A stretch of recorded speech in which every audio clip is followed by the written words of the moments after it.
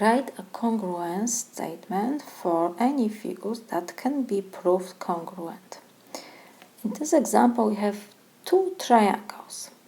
They have congruent angles.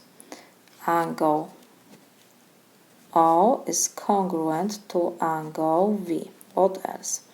We have on that the sides OP is congruent to T V. OP is congruent to VT, and PR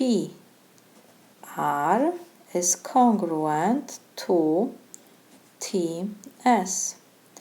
But we don't know anything about these two angles and one side.